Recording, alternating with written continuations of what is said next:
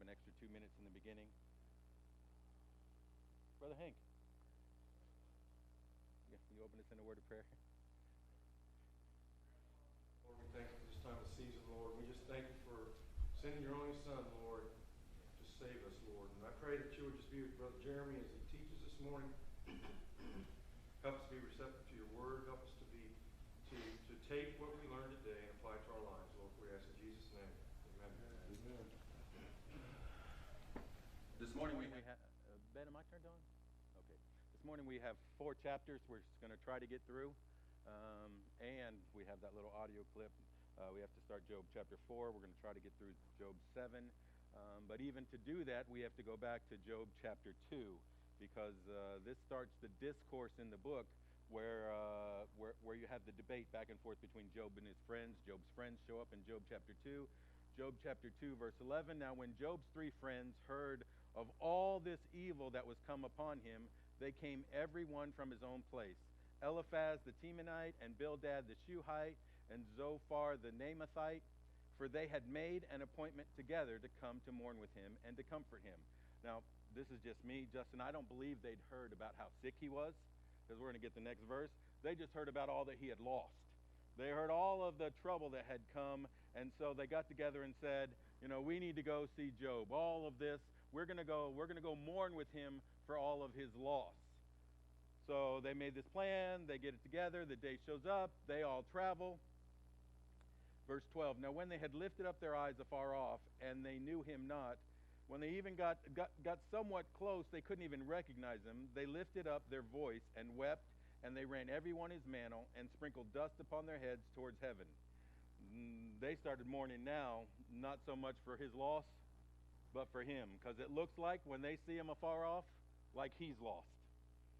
Brother Bill, he's about to die. It's a good thing we came, because, this is hospice care right here. So they sat down with him upon the ground 7 days and 7 nights, and none spake a word unto him, for they saw that his grief was very great. Now, they're sitting down for 7 days, and I said this last week. Brother Doug, I think they really get smacked for not saying anything, but I think that may be the wisest thing they do from now to the rest of the book. And that's not to say they said a lot of bad things, which they do say a lot of bad things, but there is time to say nothing. And to go even further, this is an Eastern custom. They weren't supposed to speak until spoken to. And so they sat there for 7 days.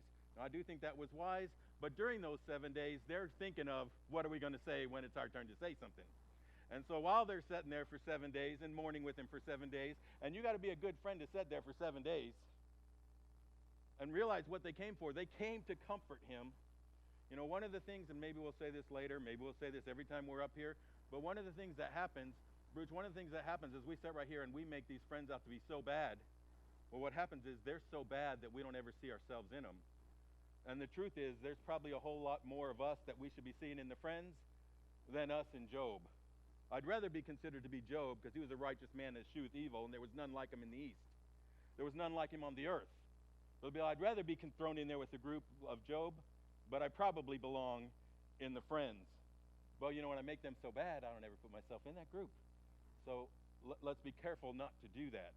These were good friends. As soon as they heard, they made a plan, they came there. Their plan was to help him, to show him compassion, to, quote, comfort him. It didn't exactly work out that way, because they had some bad theology. And if we're not careful, we do the same exact thing when we start reading the tea leaves, and that's one of the lessons we can learn from the book of Job, but only if we don't, do this with the friends. So understand the friends came. They came to comfort him. Then in this morning, they get to this place where they're kind of preparing. When it's my time to speak, what am I going to speak? And I do it this way, because, I don't know. We're not going to get to read all of this book, because that would take 2.5 years. So we're going to try to get as much as we can.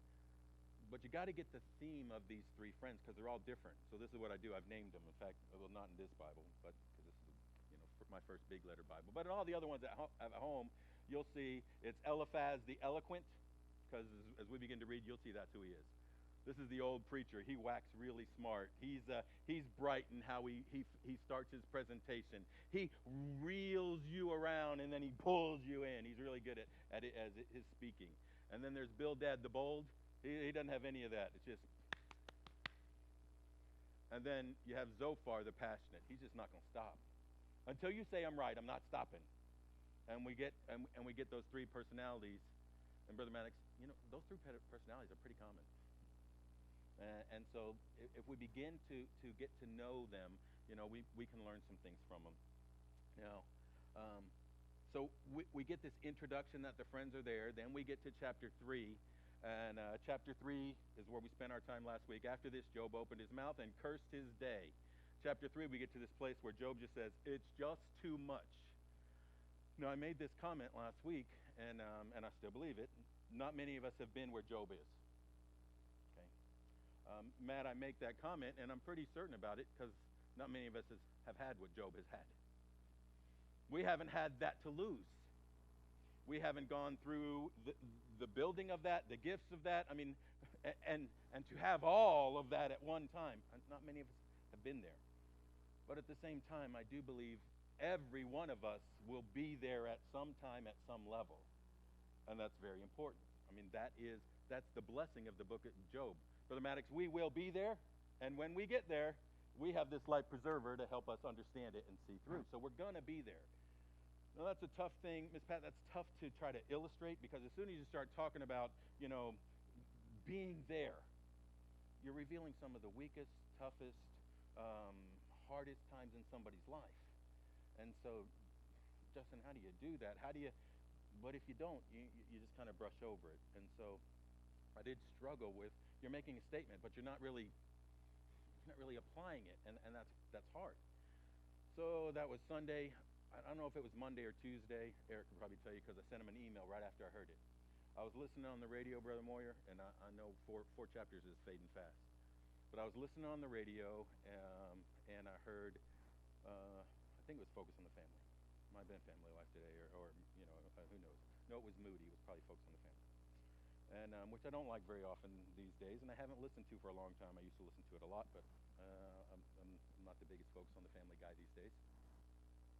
Since the change, but there was a young woman who wrote a book, and that book is about. Let's see, the title was "Raising Boys to Be Men," and great title, Brother Moy, great title. And she's going into this section where she's talking about the challenge as a mother, especially as a mother. She's a mother, so she can say that. She's talking about, and I'm setting this up because we're going to jump in the middle. And she uses 10,000 words. I wish I could have taken out part of it in the middle, but you got to let her get to the end. The challenge as a mother is what you want to do is you want to protect the child from everything. You don't want them to have any pain or any struggle. So what happens if the teacher's bad, mean? If the child comes home and the teacher's mean, you want to protect them from the teacher. If kids don't like them, you want to protect the child from the kids. If there's a problem with the coach, then you want to protect them from the coach. Everything is protecting the kids. But in protecting the kids, you raise up victims, not men. And so she's going on this illustration, and really, we cut this part out, but since we'll throw this out there. You know what? If child has a problem with friends, then that's an opportunity to make them a victim, or tell them that you know what you got to do here. Those that are friendly, have friends. You put the pressure on the boy to grow to be a man. If it's the coach, well then you work harder. If it's the teacher, then you show obedience. And so she's going through this picture, and she uses David and the fact that God sent a bear and a lion. Now, most moms would go to dad and say, he ain't going out in the field for you no more. And that's really where we pick this up. Eric, you got that?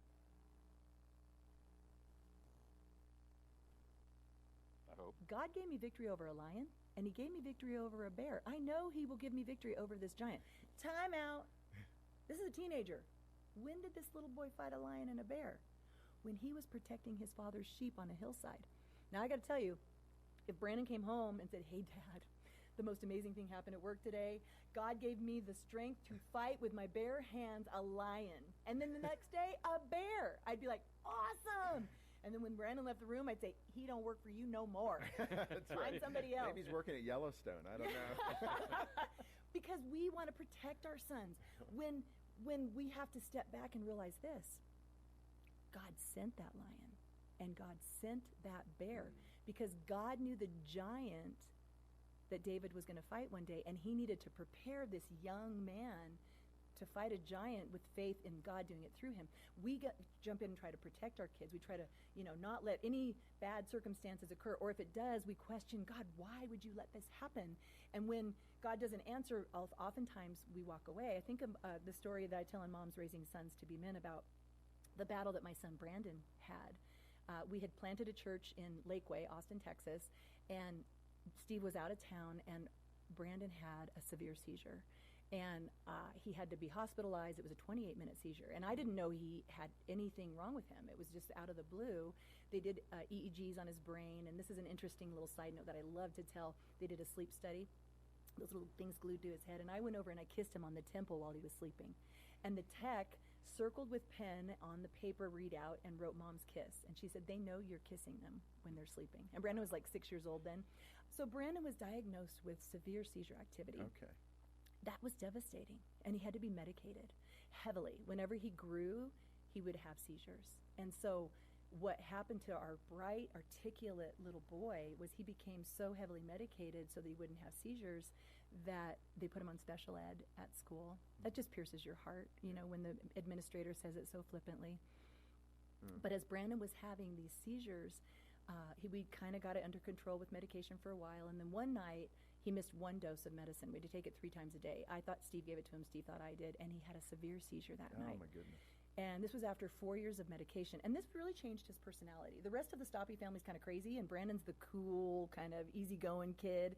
But it was during that years of forming his personality that he was heavily medicated. I was coaching cheerleading at a high school in Lakeway at that time, which is, if you've ever been to a Texas football game, you understand what that means. And we had expected Brandon to, hit one out of the park or run one down the field and hear the crowd glory in our son's accomplishments as an athlete, and he didn't even want to play sports. Yeah. But what we found was while we were planting this church, we had praise band practice in our home. And Brandon would sit behind the different musicians, and he could just play. And this kid is so talented musically.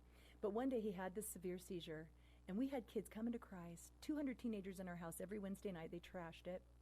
And I went in my room, and I wept at the foot of my bed. And I told God, I quit. I'm done. We're serving you. We're leading these kids to Christ, and you can't heal my son. And then in a moment, if you've hidden God's word in your heart, you won't sin against him. When you're ready to walk, his word will speak to your heart. And in the stillness and quietness of my mind, I heard, in everything give thanks, for this is the will of God in Christ Jesus concerning you. And I wish I would have said, okay, but I didn't. I said, I have no idea how any good can come of this. I don't know how to say thank you, but I will say thank you with my lips, and I will leave it for you to change my heart because I'm ready to walk. But God calls us to obey because it's what he calls us to do, not because we feel it. And as I said thank you with my lips, and as I chose to think on what was good, eventually we started noticing this amazing musician emerge out of our son, Brandon. And I would have raised an arrogant little athlete. I wanted to hear the crowd glory in my son's accomplishments. God got me out of the way, that helicopter mom, the one that would have, mad because the lion and the bear came. But God sent that because he was molding my son's character. And God said, I don't want to bring the crowd to glory in your son's accomplishments. I'm going to use Brandon. I'm going to raise him up to bring the crowd to glory in my son's accomplishments through worship. And my son Brandon has grown up, and he serves the Lord as a musician, and he leads worship at a church in Southern California, and he's toured with some amazing Christian bands. But what if I had walked? Mom, if you're listening right now and you're in a difficult situation, we've been in ministry long enough that we've seen moms walk away when God lets them down. When that lion and that bear comes and you're like, if you're a good God, how could you? How would you? Isn't that the sin that the serpent betrayed and deceived Eve by questioning God's goodness? If God were good, he would let you have. Matt, did you hear? I would have cut that out, but I just didn't know where to cut it. But she's in a definite Job situation. This is how I saw my life, and this is how it is. I'll point this out. Job never wanted to quit. Job just wanted relief. She wants to quit and wants to walk away. And the point all I want to do is say, we may not be Job, but we will all have Job defining moments in our life. And I think she covered it very well. So that gets us through chapter 3. Now we're back into chapter 4. And we'll get introduced to Eliphaz the Eloquent. And we'll see how much of 4 chapters we can get through. And you'll see what I said about Eliphaz right away. Eliphaz is a wordsmith. And verse 1, then Eliphaz the Temanite answered and said, if we essay to commune with thee, wilt thou be grieved? But who can withhold himself from speaking? He's asking, Matt, he is asking for permission to speak. And at the same time he's saying, I care so much, but how can I be quiet? Smart guy. Behold, thou hast instructed many, and thou hast strengthened the weak hands. Thy words have upholded him that was falling. Thou hast strengthened the feeble knees. Job, you are a righteous man. You've been helpful to others. You've said the right thing. You've talked about righteousness. You've helped them when they were in your place. Well, that's bait on the hook. But now it's come upon thee. Now you're in the same place as all those you've helped. And Justin, you're just like them. You're feigning too. Is not this thy fear, thy confidence, thy hope, and the uprightness of thy ways? Job, you're a good man. Rest in your righteousness. You say you're righteous, rest in your righteousness. Don't fail to apply what you've taught others to your situation. And although that doesn't have a whole lot of compassion, and that has the classic guy, this is an awkward situation, let me try to fix it. It's really so far so good. Hasn't really caused a problem yet. But now he's about to do a double something. Because he's going to double down. He's about to go into this place where he just takes truth and twists it just a little bit. And you know what happens when you twist it just a little bit? And then after he twists it just a little bit, he's going to go into that place, but God told me.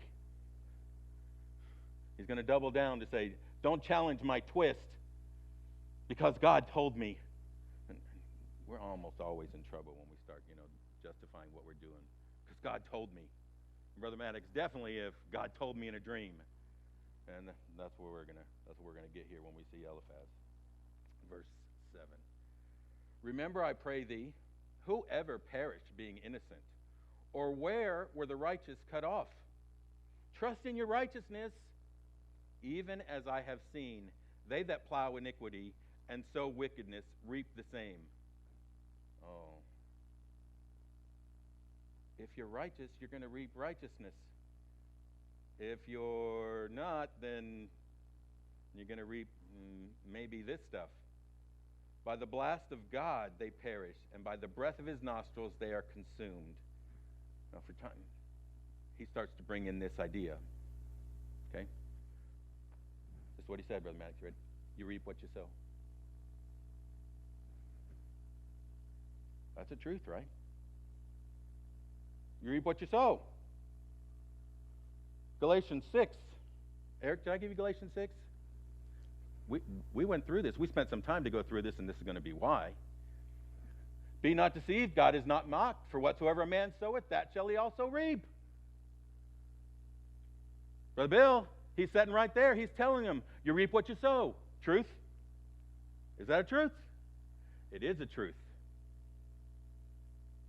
But that truth is, he that soweth to his flesh shall reap what the flesh can reap. He that soweth to the Spirit shall reap what the Spirit can reap. Now, if we back up before you get to this place, and we spent some time in Galatians 5. Here's why. Nowhere does it say, preacher, it does not say, if you sow to the Spirit, you reap ease. It does not say, if you sow to the Spirit, you reap comfort. You reap all understanding and knowledge and wisdom. And it doesn't say any. It says, if you sow to the Spirit, you reap what the Spirit can yield. Love, joy, peace, gentleness, meekness, That's what the Spirit yields.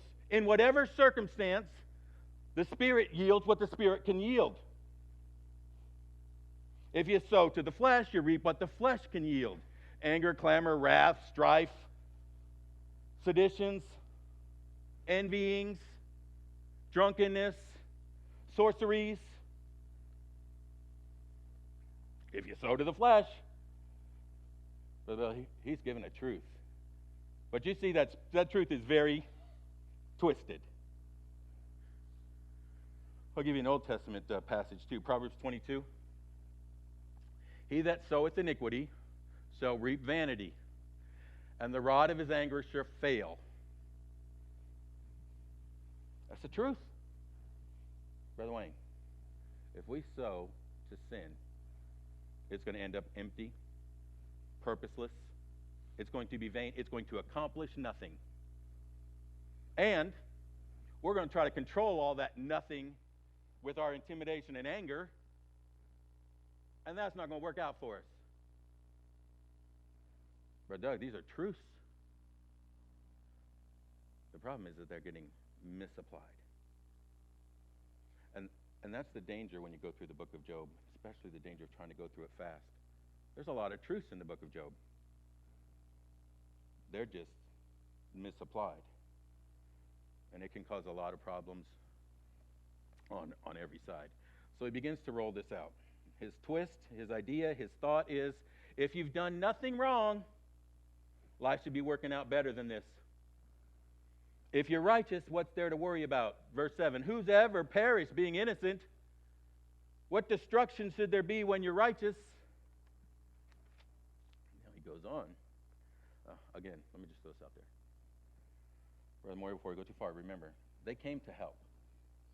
His purpose is to help. He's just got bad theology. He's trying to work this out. He's just wrong. But it gets worse. Verse 12. Now a thing, did you hear me? Did you hear me, Job? Let me make sure you heard me. Now a thing was brought to me, and in mine ear received a little thereof. In thoughts from the visions of the night, I dreamed a dream. God gave me a dream. When deep sleep falleth on men. And that dream, let me give you this picture about this dream. Doug, let me tell you, in this dream there's lots of drama. Because when we make it up, that's how we're going to make it up. We're going to do everything to make sure, trust me. Fear came upon me, and trembling, which made all my bones to shake. Then a spirit pressed before my face, and the hair of my flesh stood up. Poof, it's a dream. It stood still, but I could not discern the form thereof, and an image was before mine eyes. There was silence, and I heard a voice saying, God gave me a dream, and this is the dream. He gave me a dream, and he told me to tell you, can anyone really be righteous? Job, I know you say you're righteous, but can anyone really be righteous? If an angel falls once in a while, what is man?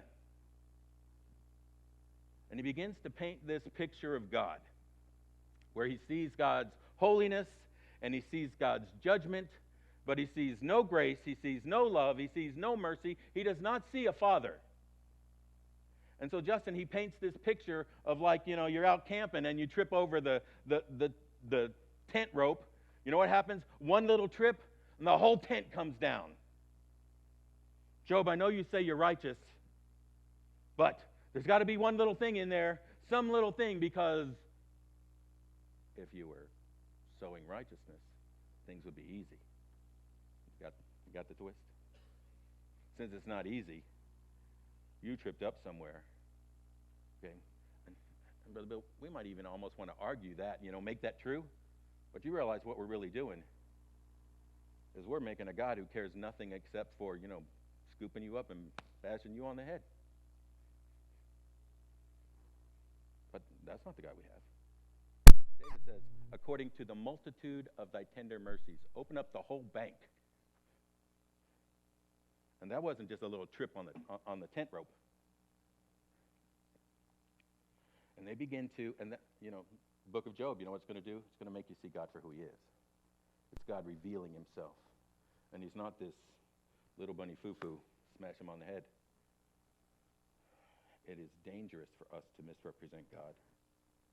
And preacher, there's part of me, I think he knew what he was doing, because that's why he had to make up the dream.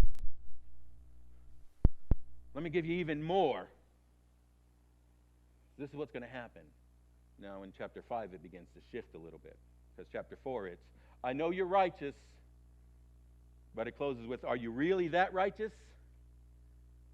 No, chapter 5 goes on to say, let me answer that for you. No, you are not really that righteous. Job chapter 5, verse 2. For wrath killeth the foolish man, and envy slayeth the silly one. Wrath killeth the foolish man, and envy slayeth the silly one. Preacher, you're going to see he's about to say, your anger is doing this. Maybe the tripping on the tent rope is your anger. And I'm going to tell you, that verse, that's a good verse. Wrath killeth the foolish man. That's true. Envy slayeth the silly one. That's true. Proverbs chapter 23. I'm going to bring a BB gun here one day.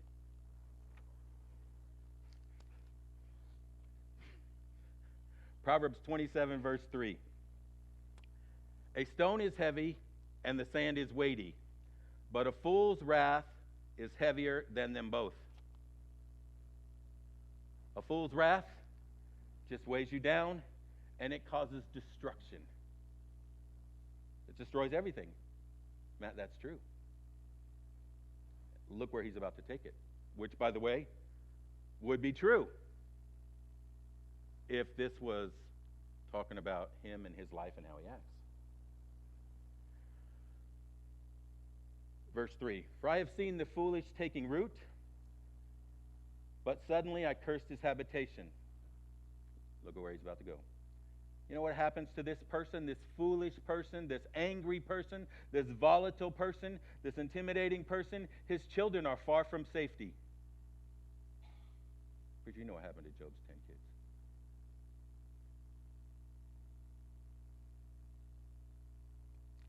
And they are crushed in the gate. Neither is there anything to deliver them. Now, Brother Wayne, I'm going to tell you, that's still true. You want to know what will destroy your children or my children?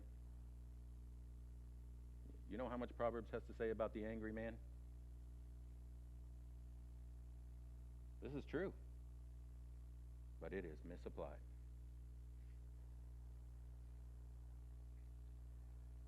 Whoso harvests the hungry eateth up, and taketh it even out of thorns. Oh, well, let's do this.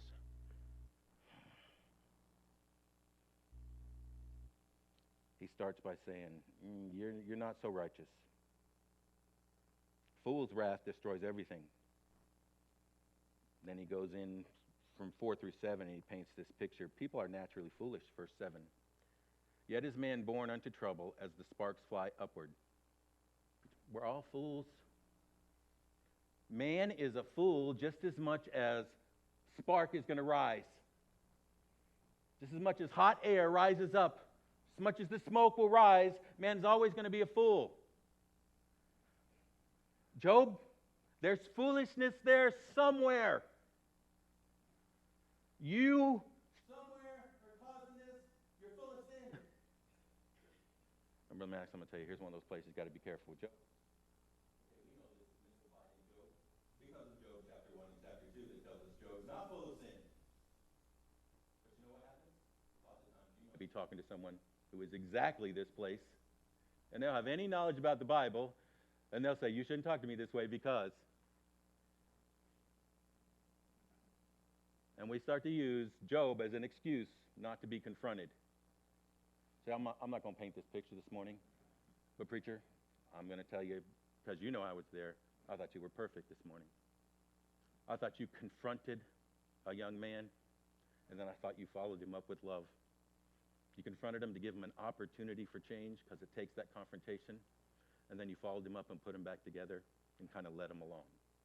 Okay, sometimes you have to do that, but you can't do that if that young man would have came back up and started giving you excuses. And sometimes, Brother Bill, here's part of the danger from the book of Job. Sometimes we study it and we start pulling things out and we misapply it. I take these things and claim them as if I'm Job, But chapters 1 and chapter 2 don't apply to how I'm living at that point. Does that make sense? So we get this picture where he is misapplying Job. He's talking to Job, verses 8 through 16. He goes to Job. In fact, these are important. Verse 8. I would seek unto God, and unto God would I commit my cause. Here you go, Brother Wayne. He says, Job, there's sin somewhere. Maybe it's this anger. Maybe it's this wrath. But somewhere in there, you've tripped on the rope. The tent's coming down. Okay? This is what I would do. This is very important. We're going to read this, but Bill, this is what you're going to see. Eliphaz is doing Satan's work for him. Well, you know what he's doing right here? He's saying, what we care about is the ease of life, or what Satan would say, what you can get from God. What we care about is the ease of life. So, let's do the right thing, say what we have to do to get back to the ease of life. This is how I would get back to the ease of life. But Max, there's no care and concern about righteousness or growth or relationship with the Lord or holiness. You know all the Eliphaz cares about right here? Is my friend is hurting, let me find a way to get him back to where he was. Let me make things easy again. Which, by the way, is why we listened to that little blip earlier. Because if we're not careful, Matt, as parents, you know what we care about? We just want to make it easy, not growth. But we have a wiser Father than we are. And he gives us this opportunity right here. And so he begins to paint this picture. Make an appeal. Just reach out to God and say, God, there's a problem. I'm too dumb to know it.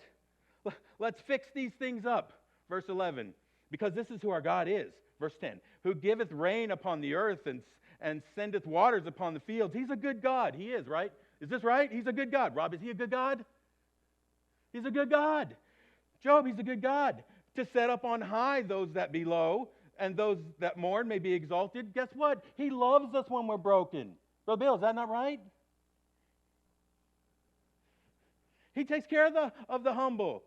He disappointeth the devices of the crafty. You're not going to outfool him. I love that. You're not going to outfool him. You know what this whole passage is trying to tell Job what to do? Fool him. Job, let me teach you how to use them. But you're not going to be smart enough to do that. Sometimes we just need to slow down and hear ourselves. He disappointeth the devices of the crafty, so that their hands cannot perform their enterprise. He taketh the wise in their own craftiness, and the counsel of the forward is carried headlong. Look, if you'll just go to him and humble yourself, you will admit your guilt, and you'll discover your appeasement. God will come in and he'll just fix everything. You want the get out of jail free card right here. And he goes on in verses 17 to 27, and he says, if you'll just do this, here's the blessings. Let's see which ones. Verse 17, behold, happy is the man whom God correcteth. Therefore despise not the chastening of the Almighty.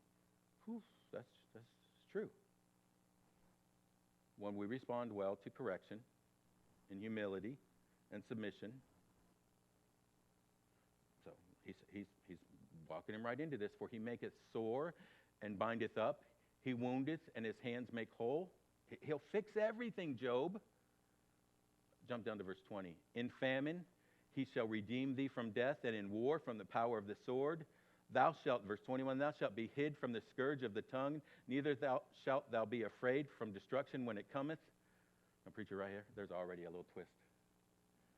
Already a little twist. If you'll just submit, if you'll just humble, he'll fix everything. In fact, he'll fix everything so much, he'll protect you. No one will even say any bad things about you. No one will even talk about you. You'll never hear about this. He'll silence the tongue. Please find that for me somewhere. I would love to be able to quote that promise back to God. Dave was smart enough. He knew that wasn't going to be there.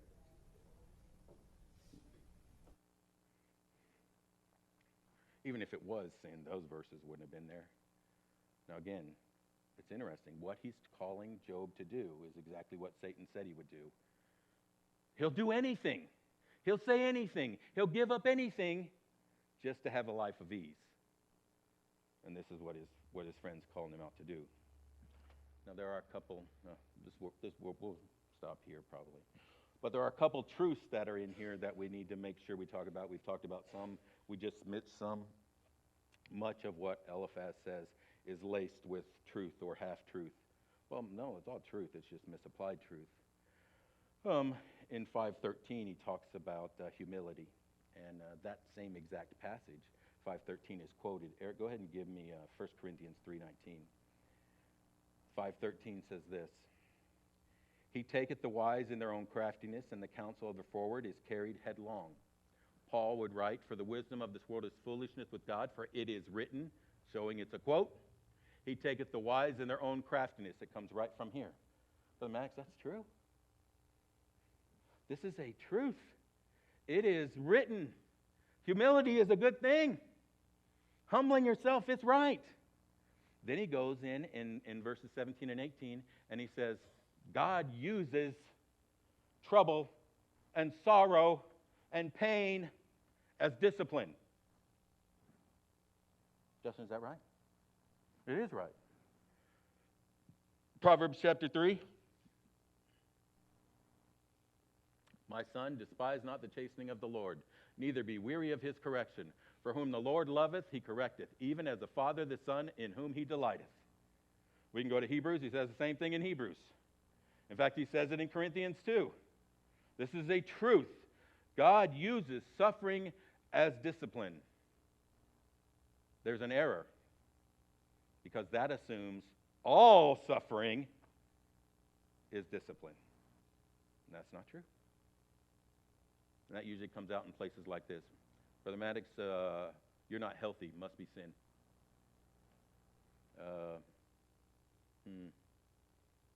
Miss Sherry, I don't want to make it me. Miss Sherry, your class isn't growing. There must be sin. Brooch, school's not easy. You must be a sinning teacher.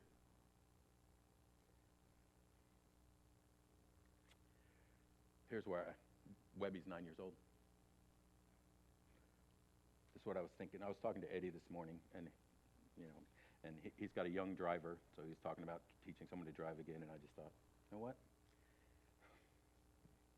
He's going through, you got to be responsible, you got to be trustworthy, and she's certainly smart enough. He's going through all these nice things, and this is what the whole time he's talking, I'm thinking, well, Webby's pretty smart, and he's pretty responsible, and he's pretty trustworthy. Why isn't he driving? I wrote down, because he's only 8, but he's 9. Because he's 9. Brother Maddox, he's not driving because he's 9.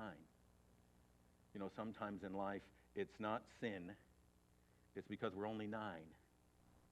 And God's growing us up to be 15 and 16 and 23. And that process is not discipline. It's just growth. And I'll go back to that picture of a lion and a bear. If there was no lion and no bear, do you think David would have the faith to face Goliath? God was preparing him for the task he had. No, in this case, God was preparing a young man to be a worship leader. But in this picture, the error is assuming that all discipline, all suffering is discipline. Now, this gets us through Eliphaz's wonderful sermon. And Justin, I say that kind of mocking, but the truth is there's a lot of truth in there. I'm 52 years old. I've heard a lot of sermons that aren't as good as that. I probably could teach that lesson just like he did and get a lot of people to come up to me and say that was really good. So we'll see Job's response next week, and then maybe we'll get Job's response and see what we can learn from it, because we're out of time. Brother Moy, we close in a word of prayer.